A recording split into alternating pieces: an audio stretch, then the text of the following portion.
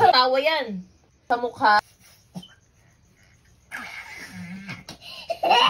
Gusto mo na mag-vlog. Guys, nagbabalik kami kasi gusto niya pa magpamassage. Ito nga pala yung client ko na regular. Si Mia, hi ka muna. Ayan, hi ka muna. Ano, magpapamassage ka ba o hindi? Gusto ko. Oh, gusto mo pala eh. Huwag ka tumawa.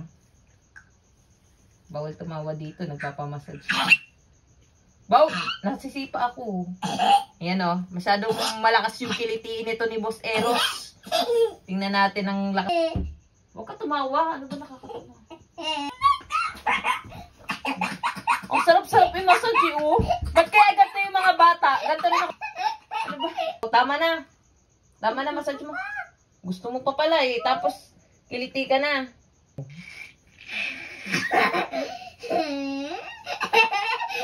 Huwag ka manipa. Masakit. Masakit. Pamassage pero grabing kilitiin. Efflorage! Ganun ba Efflorage? Ang sarap-sarap ng massage eh. Bayad mo. Asan bayad mo? Walang bayad. Isang tawa, isang sampal. Okay? Opo. O, sige, approve ka muna para alam ng mga viewers natin na pumayag ka. Approve. Okay? Pagka tumawa ka kayo, sasampalin kita ganun. Okay?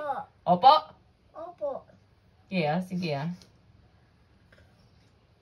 Ayusin mo, pagka tumawa. Pagka tumawa ka ngayon, sampal ka ngayon sa mukha. Ayusin mo ha. Grabe yung makilitiin namin si, si Boy Galit oh. Pagka tumawa yan ngayon, masampal yan sa mukha. Aray, masakit talaga yun. Ayan, tinitiis niya yung tawa niya oh.